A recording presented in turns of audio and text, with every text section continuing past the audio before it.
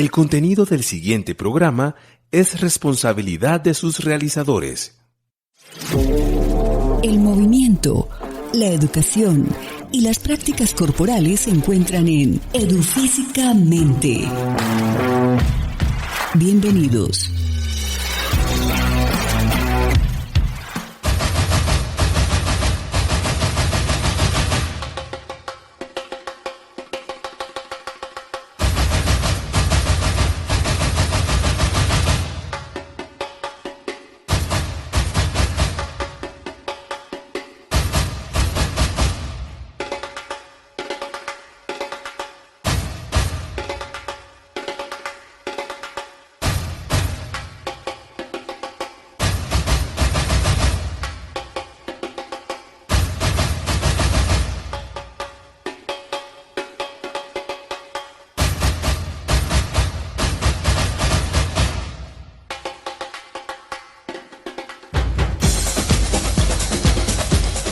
Un cordial saludo a toda nuestra audiencia de Edufísicamente, el programa de la Facultad de Educación Física de nuestra Universidad Pedagógica Nacional.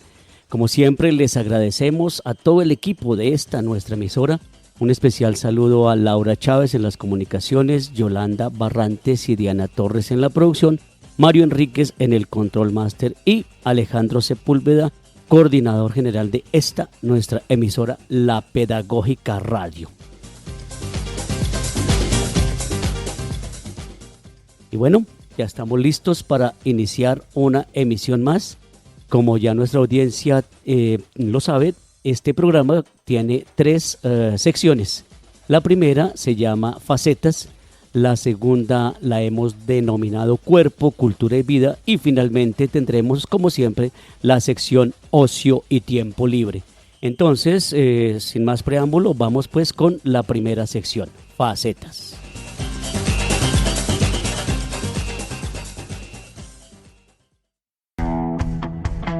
En Edufísicamente, Facetas.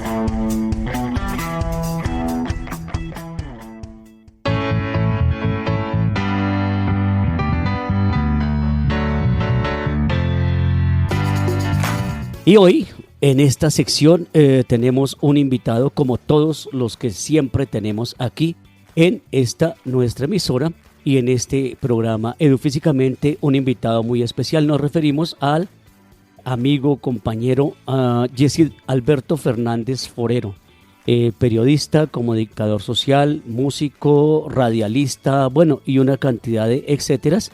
Y inicialmente, pues, estimado Jesse, muchas gracias por haber aceptado esta invitación aquí de la Pedagógica Radio. Hola Carlitos, muchísimas gracias. ¿Cómo está usted? Un placer también estar con Mario Enríquez, amigo de la casa de él. Y de toda la vida. El único lugar donde me reconocen, porque ya en algunas casas ya no me abren la puerta. Bueno, en esa casa sí siempre van a estar abiertas. Igual puedo decir en mi caso. Bueno, maestro Jesse, estimado amigo, vamos a hablar, como se llama esta sección, vamos a hablar un poquito de su vida personal, profesional. Usted es periodista de profesión y esa es su formación básica. ¿Dónde realizó esos estudios?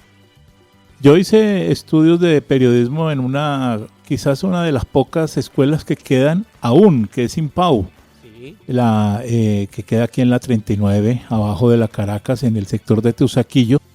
En la institución IMPAU realmente se configuraba como escuela de periodismo, no como universidad de comunicación social, sino hacía parte de esos viejos modelos de escuela en donde se aprendían géneros periodísticos. Ajá. Se hacía todo un trabajo de reportería, hacíamos lo que se llamaba en esa época prácticas desde el primer momento, con trabajo y con las herramientas que merece o que debe tener un periodista, que es libreta en mano, grabadora, ajá, en mano, ojos abiertos, oídos despiertos, el olfato, todas esas categorías que se usaban en esa vieja época y que están ahí montones de libros y de trabajos de texto sobre este particular. Y el trabajo era la calle, sí. Era trabajar desde la calle, para traer a la universidad lo que uno había observado. Entonces se hacía todo ese trabajo de ir a medicina legal, ir a la Plaza de Bolívar, si se tenían experiencias en los pueblos, si se tenían experiencias de ciudad. De hecho, en la carrera lo que hicimos fue etnografía al final como trabajo de grado. Es una escuela de periodismo, es decir, siempre se cogía la cámara para aprender a tomar fotografías, pero sobre todo para observar la vida.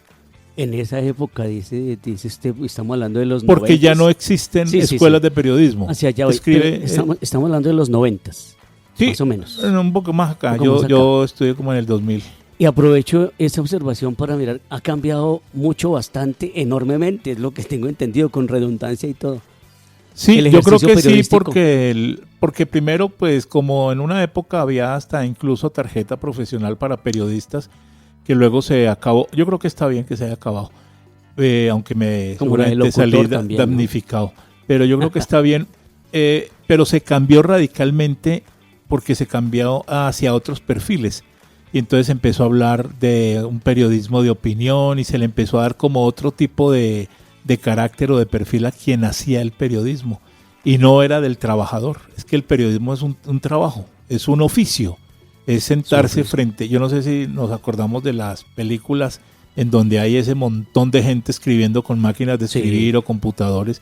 Era una labor de artesanía, era triangular información, era saber con quién me iba yo, había olor de calle, había olor del asunto. Se sabía investigar, se sabía indagar, qué es lo que yo tomo, qué es lo que sobre lo que yo descubrí. Hay literatura, sobre lo que yo descubrí hay literatura, pero también hay gente que sabe saber a quién se entrevista y a quién no, con quién se habla. Y en esa época pues había toda una serie de cosas bonitas, por ejemplo que se hablaba más que sabía más el celador del hospital, que sabía más el celador del lugar que el mismo funcionario. Que el mismo doctor, que el mismo director. Y las fuentes, el trabajo de las fuentes era otra cosa.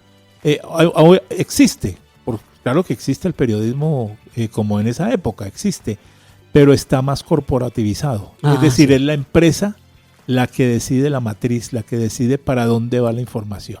Esa parte era la que yo quería que nos aclarara.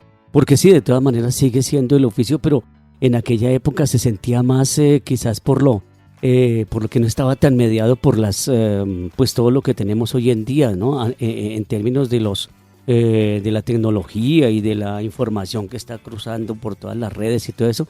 Entonces había como que amasarla más, era un trabajo más de oficio, esa palabra es mucho. Sobre todo porque los periodistas tenían como perfil propio, como que las y los periodistas eran seres autónomos. Sí. Hoy no. Hoy no, sí. Hoy es otra cosa, digamos. Existe, por supuesto, que en las regiones, aquí en Bogotá, en las ciudades también existen periodistas que se ganan problemas serios por hacer periodismo. Pero en general lo que existen son trabajadores de la corporación. Exacto, sí. Bueno, otra faceta de nuestro invitado es la música. También quienes lo conocemos desde hace años sabemos que es un gran músico, escribe y escribe canciones, interpreta, hace cover y todo eso. Háblenos de esa faceta, qué tipo de música e instrumentos. Digamos que buena parte de la vocación, desde la juventud y de la adolescencia, yo tuve un traslado como un poquitico complejo de un barrio normal a un barrio subnormal. Y en el barrio subnormal es que aprendo a vivir en comunidad. Y al vivir en comunidad es que aprendo descubro que existen el teatro, que existe la música, que existe la danza, que existe la pintura, pero sobre todo que existe la comunidad. Ahí es donde me intereso por la música y por la música popular. Esta mañana estaba escuchando a Jorge Velosa y bueno, yo he tenido radio toda la vida. He escuchado radio desde pequeño. Todavía tenemos transistor, ¿no? Nunca necesité de nadie para... AM/FM. No sé si eso es como una cosa auténtica mía. Lo digo así como con... Sí. ¿Cómo se llama eso? Con seguridad. Sí, con seguridad. Siempre me gustó escuchar radio. Y la radio siempre escuché música. Y radio hablada. Y ahí fue donde se me empezó a pegar la música. Mire, es que este programa, y aquí hemos tenido invitados estudiantes de nuestra Facultad de Educación Física y en particular de nuestra licenciatura en recreación.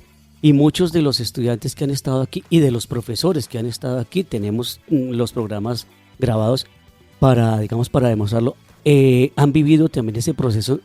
Por eso me parece importante que recalque un poquito en eso, y así, que cuando usted se vincula a los grupos populares de la localidad, del barrio, en aquella época se decía la alcaldía menor, ahora son las alcaldías locales y todo eso, esos procesos son valiosísimos en la conformación de lo que somos hoy en día, ¿no? En este caso de la música y el periodismo. Refuerce eso, sí, yo por creo favor. que yo lo dije así como con fuerza. Salí de un barrio normal en donde hubiera crecido de una manera individualista y quizás sin ninguna inquietud. Pero cuando llego al barrio popular Juan Pablo II en Ciudad Bolívar y logro tener esta nueva relación, es cuando yo digo, y siempre lo repito, adquiero mi ciudadanía o construyo mi ciudadanía política. Es ahí donde me entero que existen los problemas, que yo no soy solo, que el barro no me llega solo a mí, etcétera, etcétera. Y eso me hace hacer parte de, y es ahí cuando descubro que la vida en grupo es más bonita, que la vida en grupo tiene más sentido, porque solo no podíamos salir de ese barrial, digamos. Y luego ya Sí. hay otro montón de casualidades en Y la ahí vida. es donde descubre la música, el teatro, todo lo que tiene que ver con las diferentes manifestaciones yo creo que artísticas. más Lo que- suyo era más música y teatro, ¿no? Sí, más que músico, Carlos, yo creo que, como dijo un man un día, como trabajador de la cultura. Sí. Sí, para porque eso- Mario, por ejemplo, también toca y Sí, lo canta sabemos. y no se dedica, pero cuando se pone es un músico. Sí. Pero entiende usted, más un trabajador de la cultura, o sea, tiene como esos ropajes distintos. Bueno, y en ese trasegar es cuando también usted llega a trabajar con grupos populares, grupos de base en Bogotá y en diferentes partes del país. Dentro de esa faceta también de animador cultural, popular y todo eso, cuéntenos dónde... Como sí. pongo en la hoja de vida, más Sí. de 35 o 40 años animando grupos en todo el país, por la casualidad de que a Juan Pablo llega una ONG que se llama CEPALC y se interesaron por mí.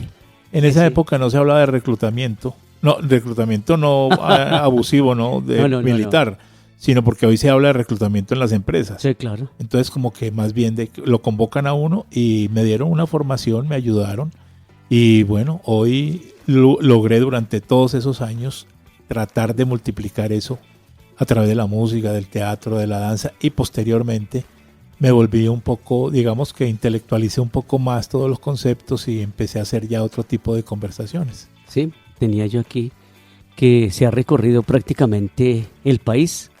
Completamente. Sí. Bueno, los 1,100 y punta de municipios no, pero un poco. Un poco. Bueno, y también en ese ejercicio, pues para toda nuestra audiencia, saber que Jessy Fernández Forero, quien nos acompaña hoy aquí en Edufísicamente, pues también es un colega de la radio, ¿no? Y hace parte también de una emisora como esta, que es virtual, online, Encuentro Radio. Entonces háblenos de Encuentro Radio y los 2 o 3 programas que tiene actualmente y desde cuánto hace que los tiene. Esa faceta de hacedor de radio también. Yo soy radialista, yo creo que en general desde que nací, como le dije, yo soy escucha de radio. Tengo la habilidad de escuchar radio toda la vida, radio en el baño, radio en la tina, radio en el viaje. Me pongo aburridor a veces para los Para los acompañantes. demás, sí. Y luego, entonces, en CEPAL y en todo mi quehacer, empiezo a trabajar en formación de radio, porque yo estudié radio en la Escuela de Periodismo, en IMPAU, aprendimos a hacer Sí. radio. Y posteriormente en CEPAL había siempre hubo una revista, la revista Encuentro. Y esa revista es de papel, o era de papel hasta hace unos años, luego se volvió una revista virtual. Y un día, en una reunión, yo dije, como que saqué como el mago, saqué un conejo del sombrero y dije, ¿y por qué no hacemos una radio? Eso fue hace ya más de 15 años, 15 o 20 años. Y hicimos una radio. y yo hace rato que estoy haciendo radio en esa emisora, que también es igual que esta online. Sí. Con 2 programas, pero yo he hecho muchísimos programas de salsa, la revista Hoy es Viernes. En la pandemia hice un programa que nos inventamos con mi esposa que se llamaba Ence Radio. Encerrados, que estábamos encerrados. Haciendo radio. Y todo tipo de formatos, contenidos en esta radio. Sí. Bueno, y actualmente, porque algunos de nuestros oyentes, pues las personas que hacen parte de nuestra audiencia, tengan o saquen el tiempo para escucharlo, los lunes y los martes. Lunes y martes de 8 a 10 de la mañana, la revista por encuentroradio.com.co. Y pues... Pero, competencia, ¿no? Sí. Y los viernes de 7 a 9, Hoy es Viernes, una conversadera alrededor de la música. ¿Y cómo los podemos escuchar? ¿Cómo nos podemos escuchar? Siempre a través de www.encuentroradio.com.co, ahí está, ¿sí? Ahí se entra por la web. Y o si no, por TuneIn Radio. Exacto.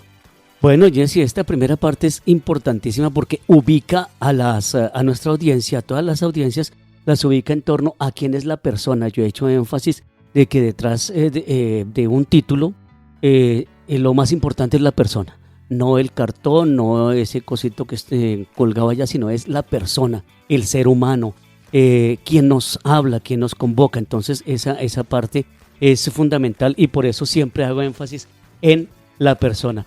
Jessy, quería saber también en términos de esto mismo de la faceta. Entonces, ¿cuál es como el trabajo que necesita un joven como los que estamos formando aquí en la universidad para acercarse a estas posibilidades de expresión, tanto de radio, de video, y hoy que los jóvenes tienen un celular en su mano para hacer filminutos y todo eso? ¿Es que con la mera disposición basta? No, claramente no. Yo creo que se necesitan muchas recomendaciones, pero con el tiempo yo he descubierto que sí hay un ánimo interior, sí hay una especie como de abejita, como de hormiguita dentro de uno, sí hay una especie de talento, ¿no? por las cosas. Pero yo creo que la segunda cosa es el dicho viejo que existe de si uno no nace para servir, no sirve para vivir. Es la idea de que uno tiene que servir para algo a los demás, a su vecindario. Me parece que esa es como una especie de afirmación que tenemos que hacernos todo el tiempo, y es que tenemos que buscar la forma de hacer voluntariados, de hacer algún ejercicio que me conecte con los otros. En estos días hice un programa en la revista sobre mirarnos en el ojo del otro, a propósito de cómo miramos a los habitantes de calle o cómo miramos a las personas que nos prestan un servicio. Hace poco, en diciembre, leí un libro, siempre me acuerdo de esto me acuerdo de Mario cuando pienso en esto, que dice, ¿dónde está Dios? ¿Dónde está Dios? Dice la señora en el libro, dice, Dios está en la gente que nos cuida, en la gente que barre el restaurante, en la gente que nos limpia la ropa, la loza, en la gente que nos hace las cosas más pequeñitas. Sí. Ahí es realmente donde está esa fuerza, y eso es lo que tendríamos que buscar nosotros hacer, tratar de buscar hacer el bien en las cosas más chiquitas de la vida. Ahí tiene nuestra audiencia entonces en esta primera parte de facetas aquí en Edufísicamente por la UPN Radio. Ahí tienen una posición muy sensible, muy particular, muy humana de nuestro invitado de hoy, Jesse Alberto Fernández. Entonces vamos con una siguiente sección. Y nuestra siguiente sección se llama Cuerpo, Cultura y Vida. Vamos allá.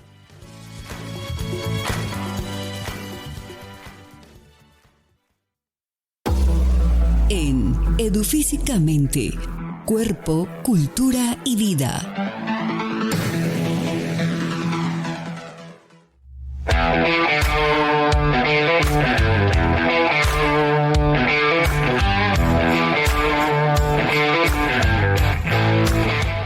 Para esta sección, Cuerpo, Cultura y Vida, entonces vamos a pedirle a nuestro invitado que nos cuente, que nos instruya mejor sobre algunas inquietudes que tenemos y que él trabaja y viene desarrollando desde hace mucho rato.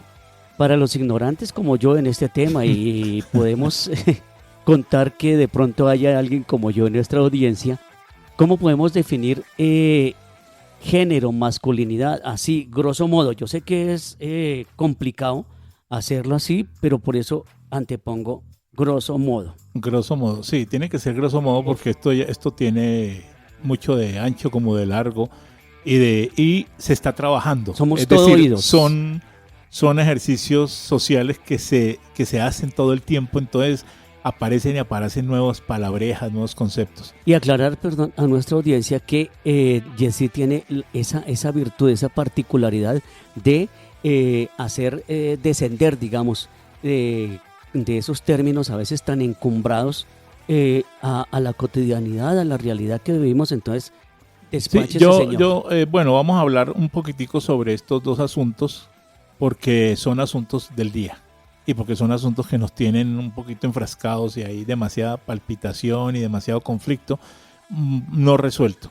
Género, de manera muy sencilla, yo creo que es una cuestión social, una forma de mirar socialmente cómo nos distinguimos, ¿no es cierto? Género es una especie de precepto o concepto que dice que nosotros somos por lo que culturalmente vivimos.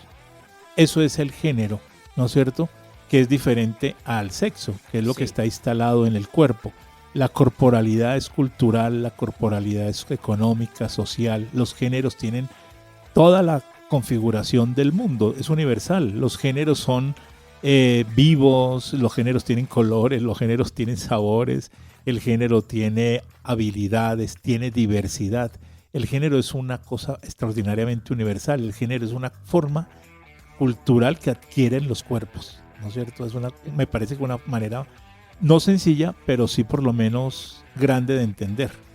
Y la masculinidad, esa sí es una cosa ya más compleja. Esa sí es una especie de tara.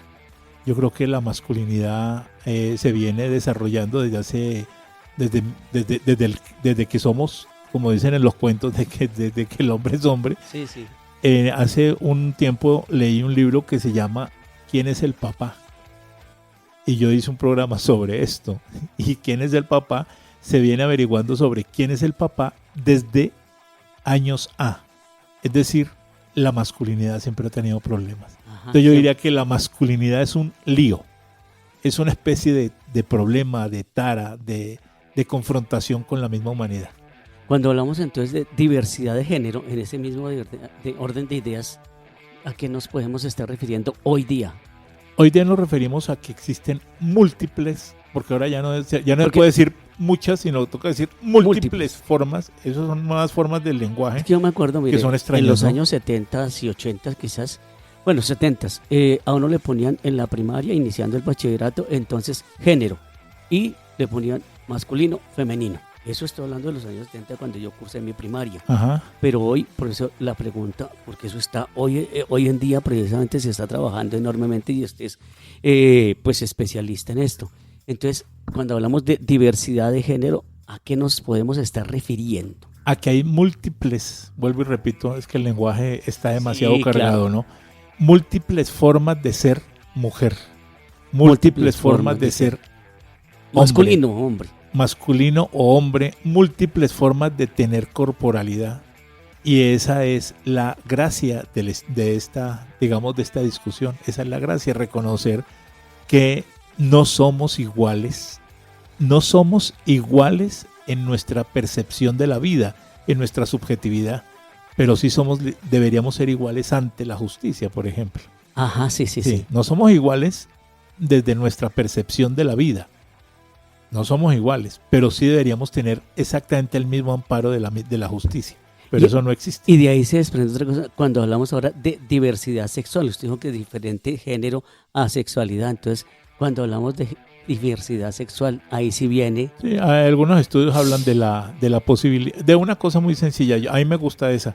La diversidad sexual es como subjetiva también porque es con quién me quiero acostar yo. Sí.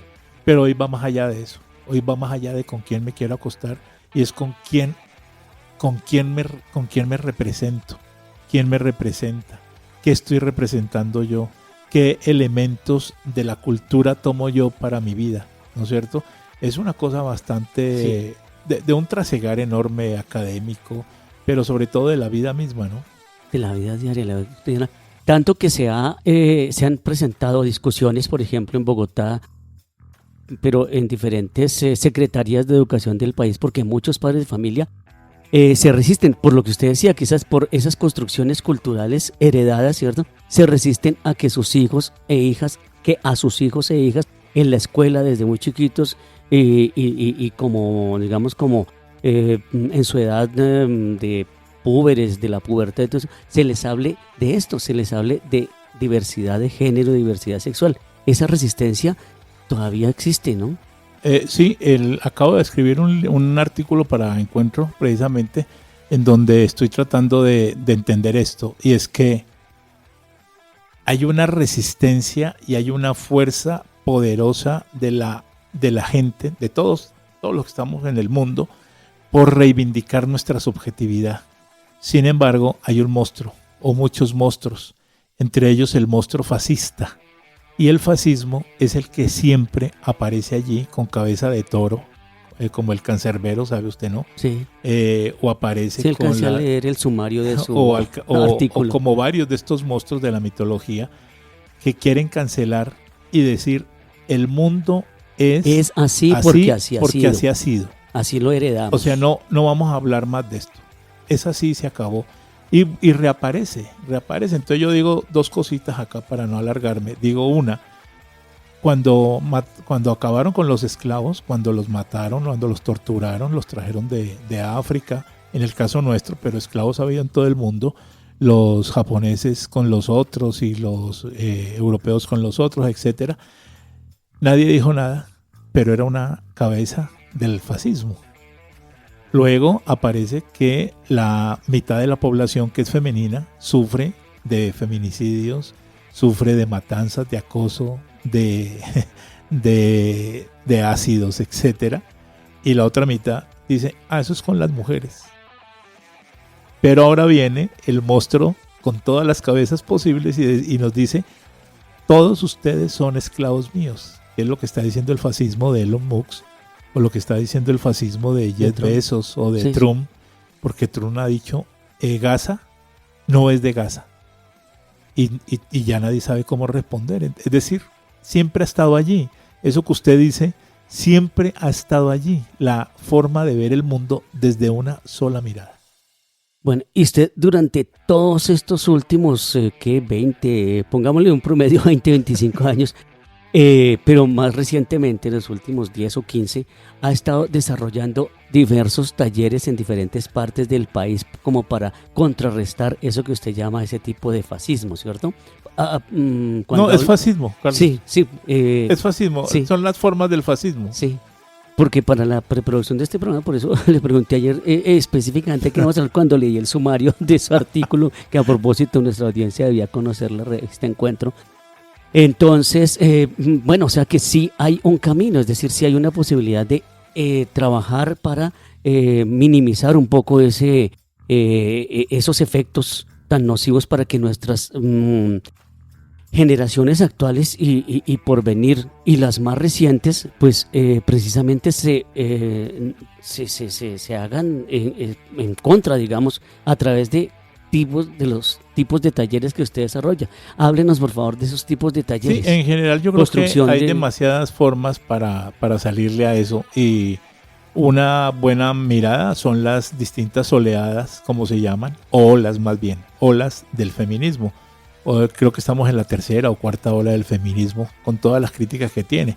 Pero yo creo que en general hay una resistencia popular, hay movimientos como el movimiento Abya-Yala, en el caso de la masculinidad, de masculinidades rurales, de masculinidades libres, de masculinidades así llamadas, yo no sé si bien o no, feministas, aunque a las mujeres no les gusta mucho. Hay otras formas de paternar, por ejemplo, nuevos papás que tienen nuevas formas de paternar que no son ausentes, papás que están allí como usted y como eso Mario. Eso lo podemos conversar ahorita más adelante.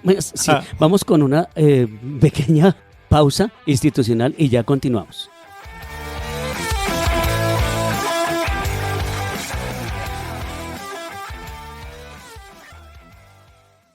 Estás en sintonía de Edufísicamente.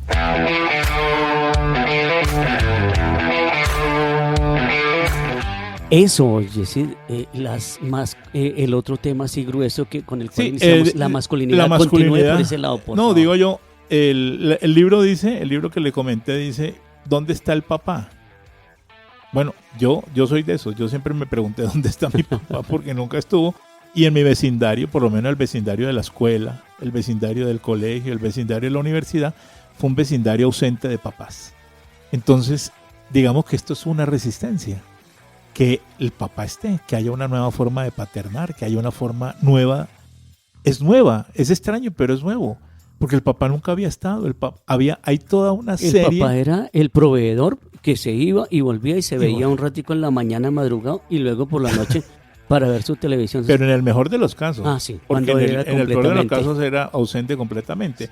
Y hay toda una legalidad, todo un trabajo de derecho, todo un trabajo histórico de las plataformas de los estados para que el papá no responda por los hijos.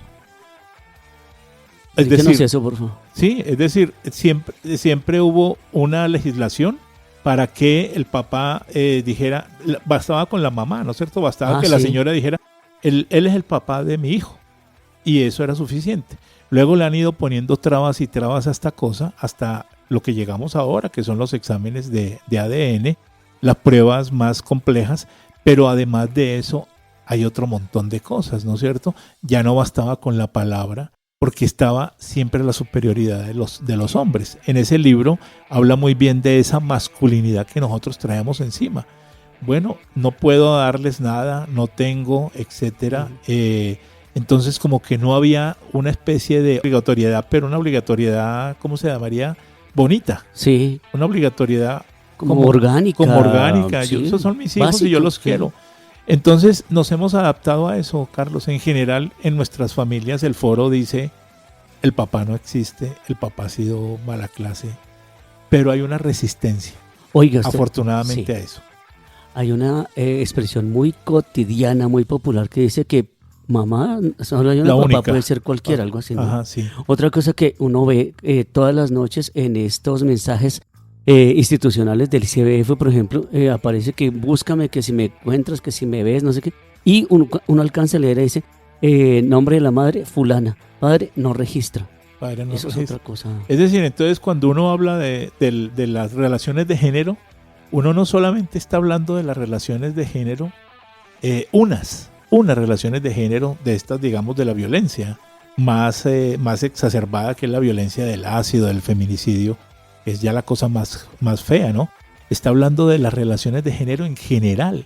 Y es que las relaciones de género pasan por depredación en la familia, depredación sexual en las redes sociales, depredación sexual en los colegios, ¿no es cierto?, en las universidades, pero sobre todo el enganche que tiene las relaciones con con la figura de lo paternal, que es tan complejamente, ¿cómo se llamaría?, como tóxica, como disímil, como que uno no podría, y en eso están muchas organizaciones. Me imagino que la universidad también debería trabajar en eso, cómo hacer para que los edufísicos trabajen en temas de masculinidad corresponsable, como se dice ahora, corresponsables con la paz, corresponsables con la paternidad, corresponsables con el medio ambiente, corresponsables con el consumo, ¿verdad?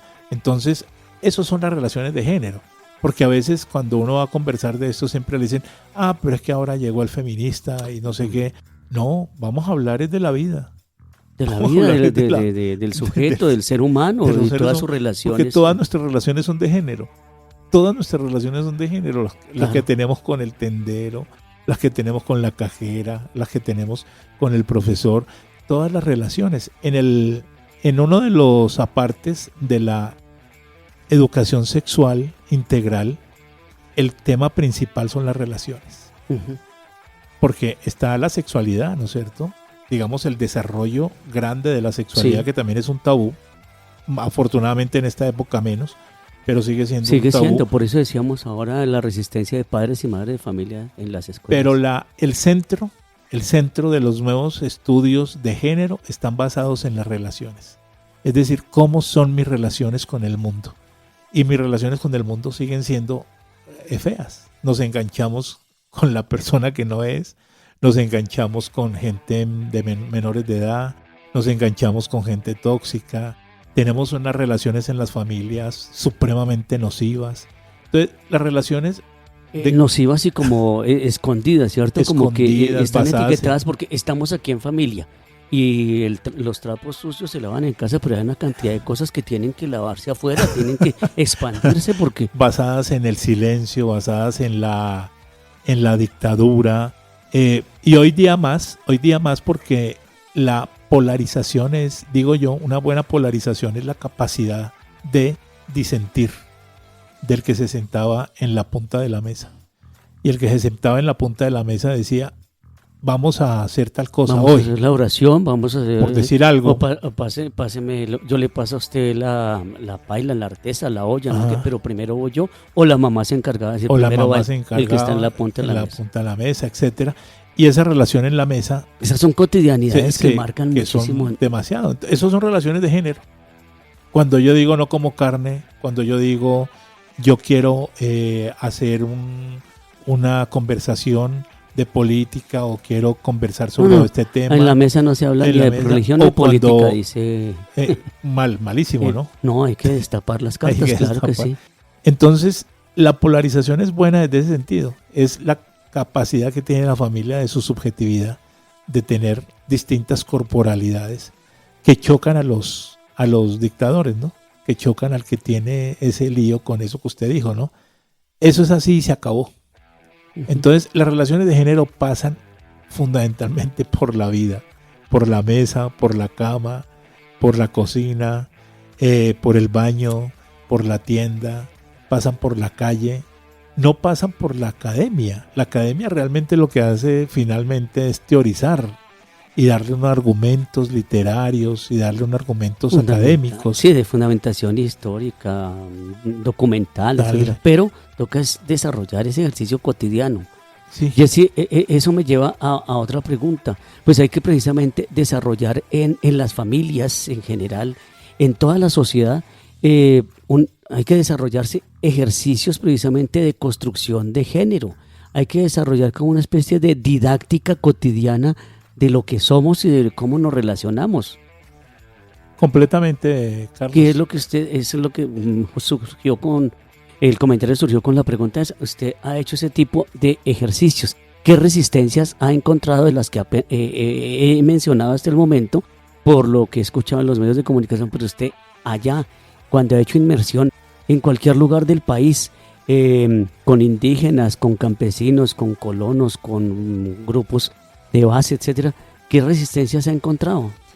Todas las resistencias, Todas. Porque la mayoría de las veces yo he trabajado con grupos rurales y la cuestión atávica está en los grupos rurales, es en donde se condensan o donde se guardan el mayor registro de la tradición, el mayor registro de eso que llamamos es así y esto no lo va a cambiar nadie, ¿no es cierto?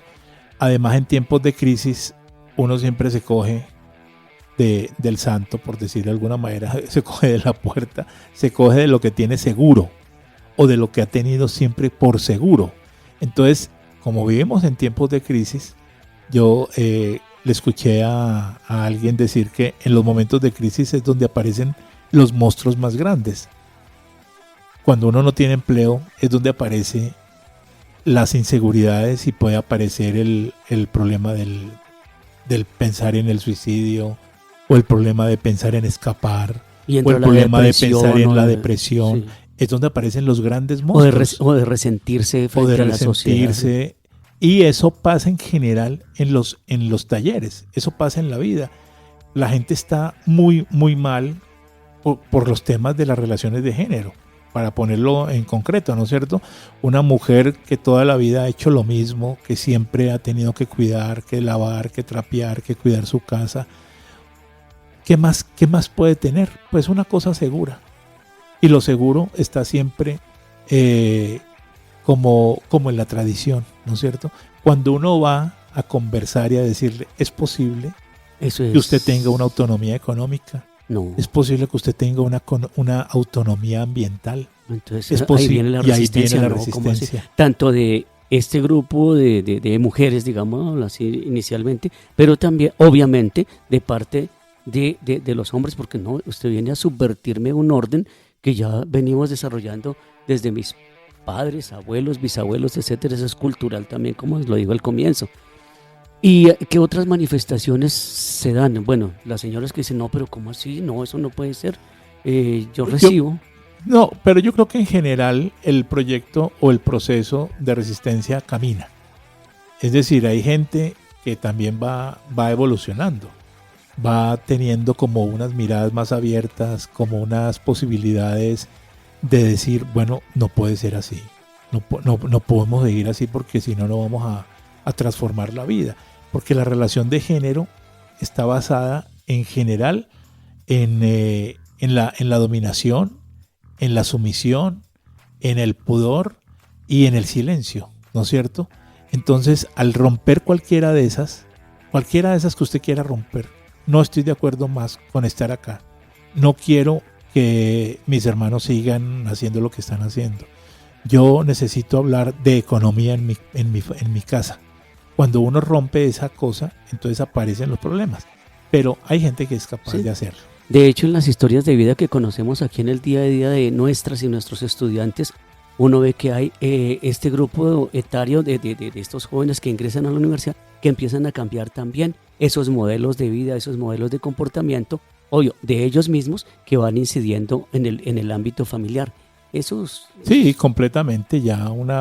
Bueno, de hecho, ahora me fijaba, así como una anécdota, sí, muy, ¿cómo se llamaría? Así como al rompe, como al rompe, sí.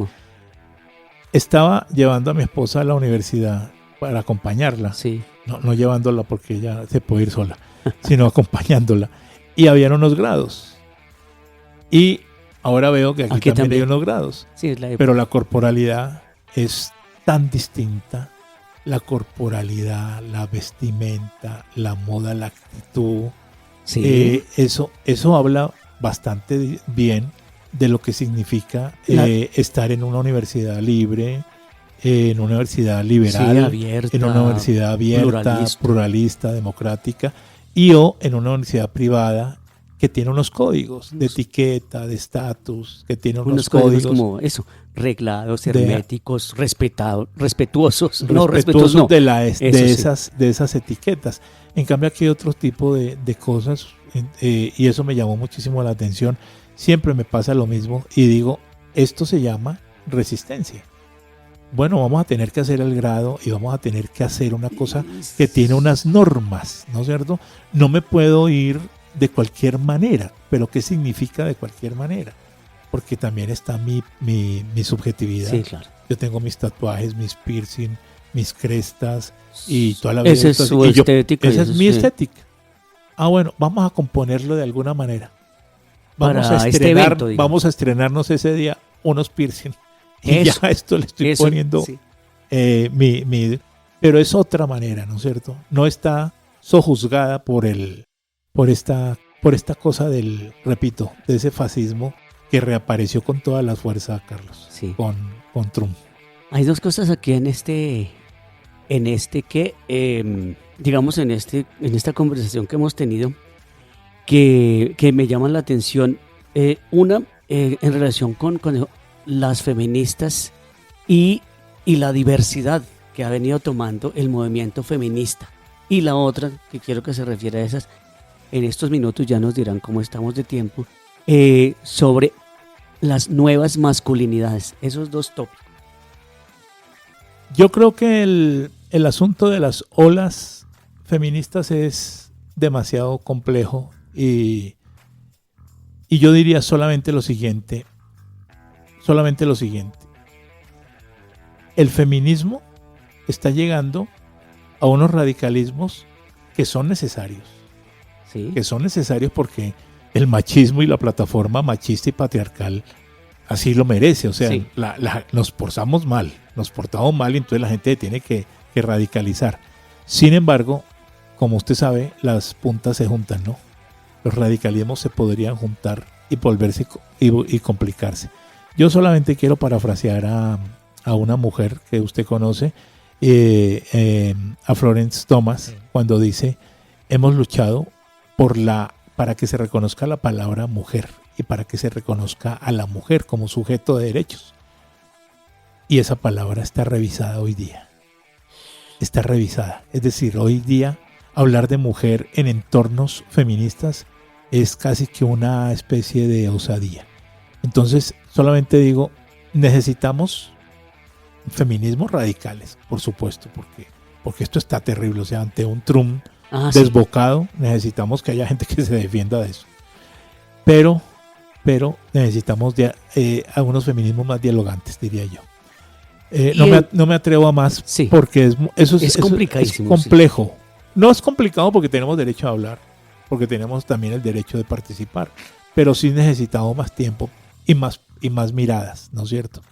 Y respecto de las masculinidades, yo creo que se están dando por buenos ejercicios, solo que estos ejercicios de masculinidad siguen siendo callados, ¿cómo se dice? Por abajo, ¿no? Van por abajo. Underground, dicen en inglés. Sí, underground, van por debajo de la tierra. Subway, van como el metro, de lugares más decentes que el de acá. Yo creo que hay muchos, hay movimientos alrededor de la paternidad, hay movimientos alrededor de la danza, del yoga, de la respiración, hay movimientos a Vyayala, hay movimientos rurales cercanos a la agroecología, hay movimientos ambientales que están basados en la nueva hombría. Eso es una cosa bellísima. Campesinos que toda la vida han puesto vacas y quitado la maleza para poner vacas. Y hay hombres que dijeron: no más vacas, vamos a dejar que crezca la maleza, porque eso que se llama la maleza es lo que nos da vida y es lo que va a traer a las hormigas y a las avispas y a las abejas. Y necesitamos más árboles y menos vacas. Eso es hombría. Eso es masculinidad. Eso es una masculinidad. Eso es una masculinidad pensante. Mi estimado Jessy, muchísimas gracias aquí en nombre de la Pedagógica Radio y en particular de nuestro programa Edufísicamente, el cual llega a su tercera sección de esta vez, que se llama Ocio y Tiempo Libre. Vamos a escuchar entonces unas invitaciones y una que vamos a hacer desde aquí.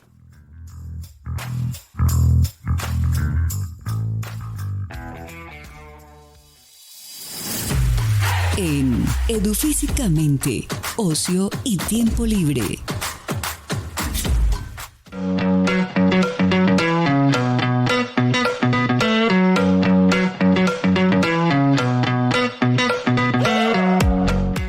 ¿Se enteraron de la nueva licenciatura? El pasado 19 de febrero, a través de las redes sociales de la Universidad Pedagógica Nacional, se publicó una entrevista con el rector Elber Choachí, donde anunció que para el segundo semestre del 2025 iniciará el nuevo programa de licenciatura en danza, adscrito a la Facultad de Bellas Artes.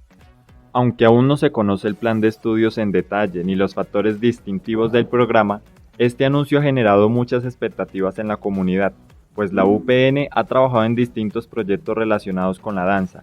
Sin duda, esta será una gran apuesta para la formación artística en Colombia. Los invitamos a estar más atentos a la información y a compartir con quienes puedan estar interesados en inscribirse. Esta nota es un aporte de Juan Diego Velázquez, Dylan Palacio y Misael Martínez del Espacio de Producción Radial y Audiovisual para Edufísicamente. Celebrando los 100 años del natalicio de Folsborda, a toda la comunidad educativa están invitados al 58 Seminario del Pensamiento Social y Crítico. En la semana del 17 de marzo se realizarán cátedras sobre los conceptos abordados por el Senti Pensante Mayor, en temas como insurgencia y subversión, conceptos folsbordianos, educación y periodismo, organizado por la Facultad de Sociología de la Universidad Nacional. Acompáñanos en el Auditorio Camilo Torres de la Universidad Nacional o en transmisión por YouTube. Este es un aporte de Ana, Alejo y William del Espacio Producción Radial y Audiovisual. Para Edufísicamente, programa de la UPN Radio. Fútbol con corazón femenino.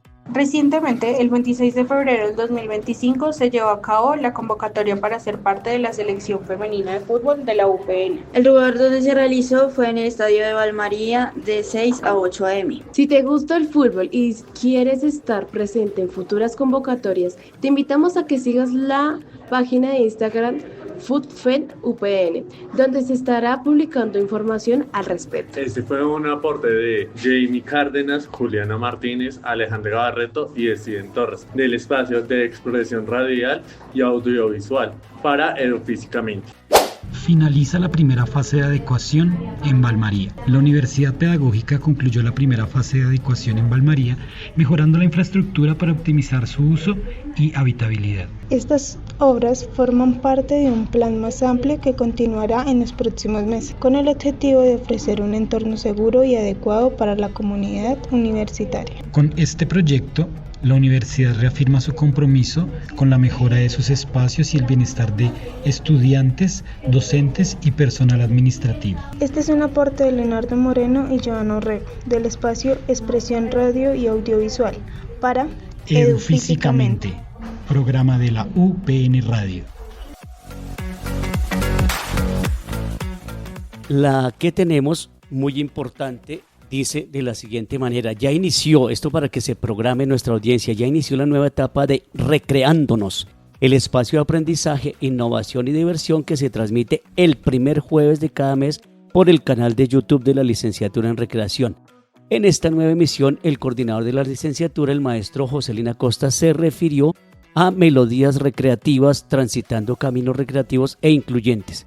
Si ustedes, queridos oyentes, pues no pudieron asistir al primer jueves que se emitió este programa, pues ahí quedó alojado en el canal de YouTube de nuestra licenciatura. Entonces vaya al canal de una vez y busca Recreándonos, y también esté atento de la programación de este evento para que pueda hacer parte del mismo cuando se haga de manera directa.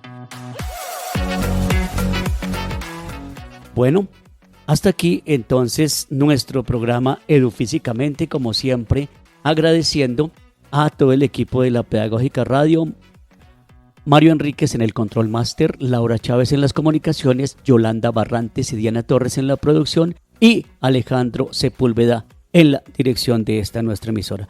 Y así, muchas gracias nuevamente por aceptar esta invitación y esperemos tenerlo en una próxima ocasión. Muy amable, Carlito. Muchísimas gracias, Mario, y a toda la gente del equipo de la Pedagógica Radio.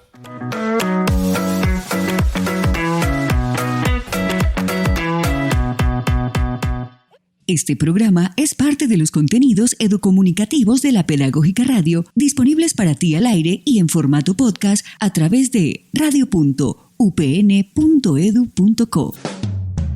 Quédate con las voces y los sonidos que enseñan de la Pedagógica Radio. Universidad Pedagógica Nacional. 70 años siendo la educadora de educadores.